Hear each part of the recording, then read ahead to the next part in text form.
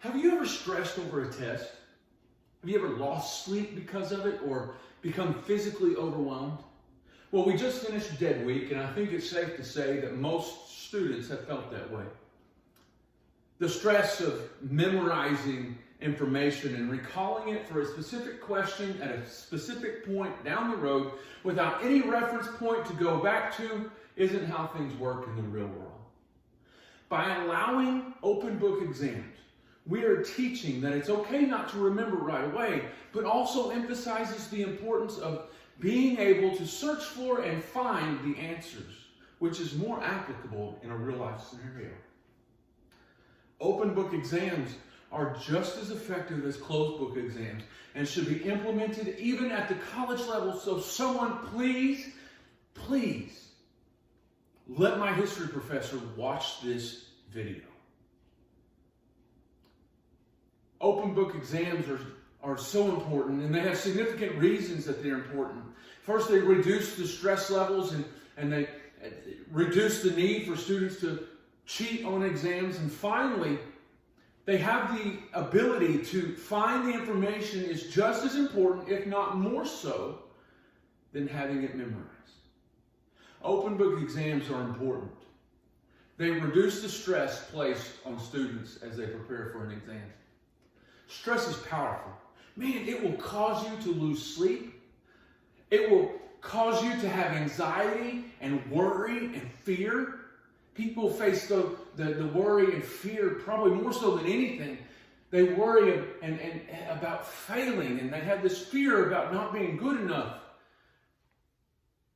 And the stress will also actually cause physical illness to overcome a person's body. The stress that some students face when studying for a closed book exam is so overwhelming that they begin to search for ways to reduce that stress, but also increase their odds of passing the exam. And one of those ways is by finding different avenues to cheat. Now, I'm old enough that I can remember cheat sheets, and you would cut a strip of paper and you would write down the answers and you would tuck it up inside your sleeve. It would be 100 degrees outside and you would have a long sleeve shirt on just so you could hide the cheat sheet, or you would write it down on your hand and it would continue up your arm, and so you'd be constantly looking. Or maybe sitting next to someone smarter than you in class just so that you could have a glimpse of their exam. And with modern technology, man, I tell you what, it's so easy to cheat because you can take the answers, put them on an audio file, have it completely looped and replayed over and over. Take a wireless ear pod, place it in your ear, put your phone away, press play, and the answers will constantly be fed to you over and over again. While open book exams reduce the need for a student to cheat, it will also enhance their ability to search for and find the information needed. Because having the ability to find information is just as important, if not more so, than having it memorized.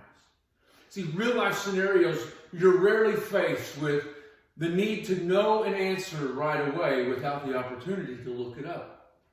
In fields like medicine and law, information can change yearly, monthly, and daily. Imagine going to a doctor who's trained in the 30s and 40s. Now, two things. First of all, he's really old and probably doesn't need to be practicing anymore. Second, the information that he gained when he went through college is probably no longer relevant, and he would have a difficult time treating and diagnosing your illness. Having the ability to get the latest information is more beneficial than relying on personal knowledge that could be decades old. Open book exams greatly enhance a student's motivation moving forward in their education as well as their careers. Open book exams promote the knowledge instead of challenging the lack of memorization. Today, I explain why open book exams are more valuable than closed book exams. They reduce stress levels and they reduce the need for cheating. It also increases the ability to find information. And those are all positive reasons to initiate open book exams. They are just as effective and should be implemented even at the college level, and my vote is immediately before I take my history exam. It would increase my odds of passing that class 83%. Of course, they say 76% of all statistics are made up, so just go with that as you will. Imagine how much more a student would accomplish if stress and memorization weren't the deciding factors of them moving forward in their education and their career. I thank you for your time today.